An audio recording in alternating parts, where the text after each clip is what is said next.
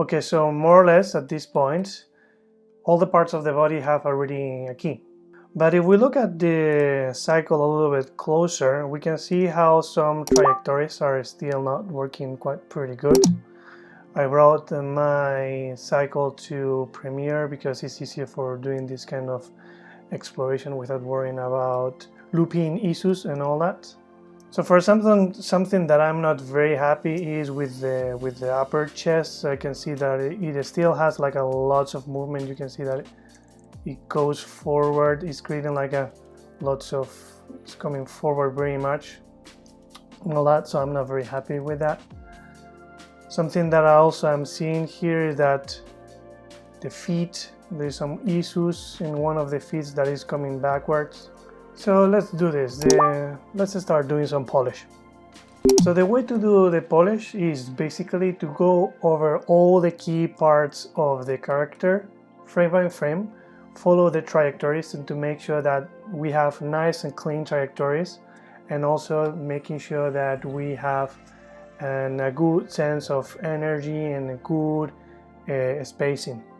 And by good sense of energy and good spacing, I mean that we have at least proper ease-ins and ease-outs.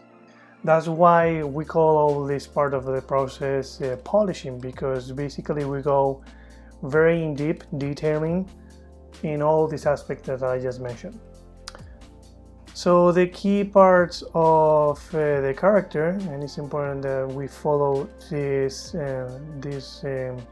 order, is the first or COG, then the upper chest and the head. I will follow them together.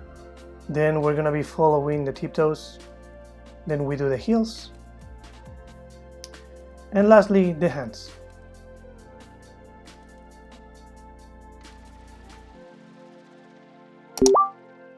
As an extra pass, when we finish that, I like to usually do a pass where I follow up elbows and knees.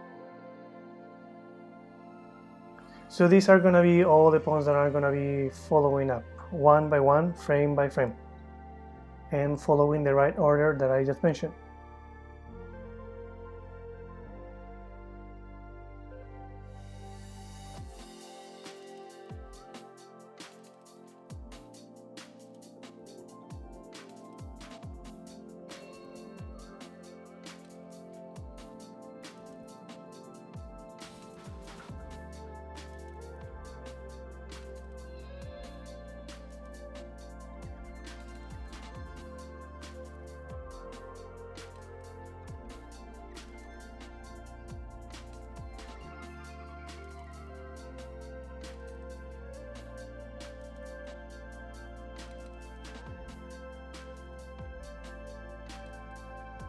So basically what I do is a very straightforward system that I repeat all the time, which is following up trajectories. As you can see here, for example, I just have used my own skin tool in order to see more or less what's the trajectory that this part of the head is doing, right?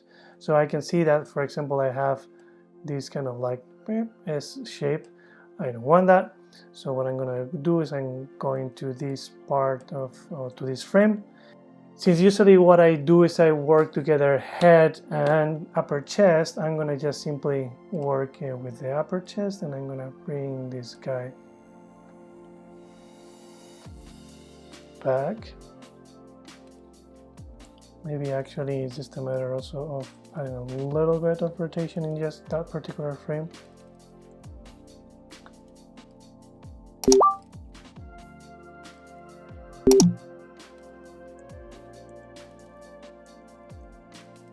That feels better.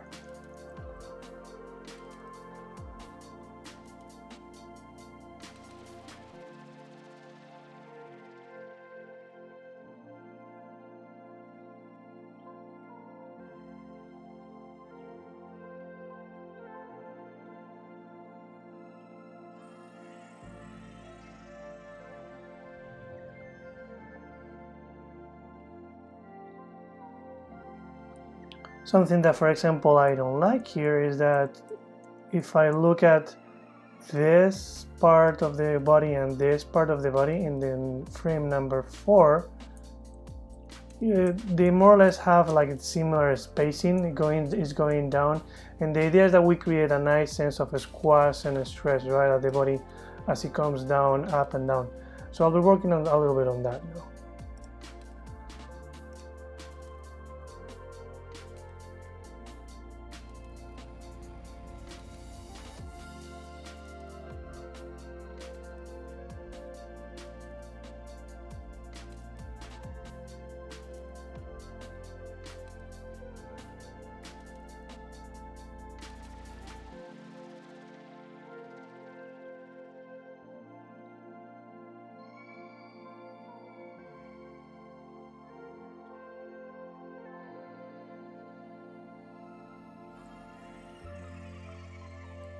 Working with the trajectories with the hands, what I'm looking for is to create like a nice curve, okay, with a nice moment of holding a little bit extremes and ease ins and ease outs. Both hands. Okay, and once that we are more or less happy with the trajectories that we have, we can go ahead and start working a little bit with deformers. You can start to apply a little bit more of the squash and stretch or more smears. For example, we can do that with the hands. I can see that a good opportunity to do that is in this frame, right? If we look at this hand, we can see that there is like a lot of space here because the hand is going this direction, right? So we have a big space in here that is going on, right?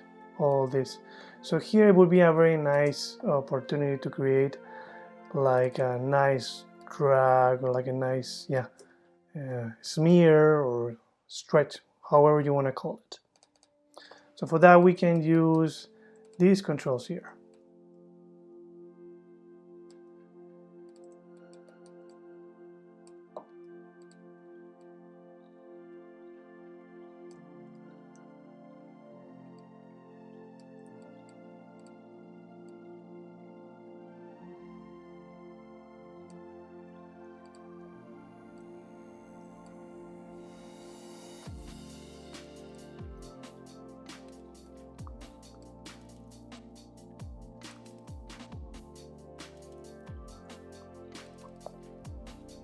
Remember always that we don't overdo this, right? So it's always a good idea to reset and just to key that particular key that we like before, and after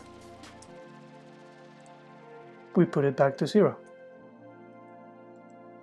The other spot where we can do some smears or squash and stretch or drags using the deformations that we have is with the head. We can either use these controls here or the tiny little ones, just for example to create that nice sense of drag. Boop.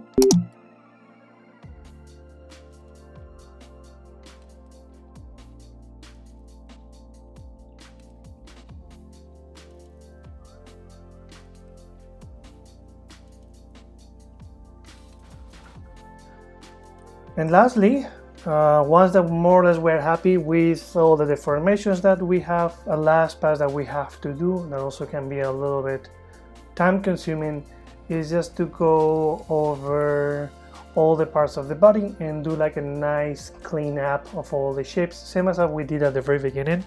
We do like a good cleanup with the, with the shapes, making sure that we don't have like noises in some parts of our shapes, like here for example these joints, I can see that it needs some cleanup here. In this part too we need some cleanup too. So let's just switch on basically all the controls that we have and use them on in order to just to start cleaning things up and make it look good. Just make sure that if for example you are working with the knees or with the elbows, since you'll be working with the trajectories, right, and all that, make sure that if you are cleaning some things up, some shapes, that you are not altering too much those trajectories that you already set up. So this is how more or less it looks. I think that we only just need one last pass, which is the face.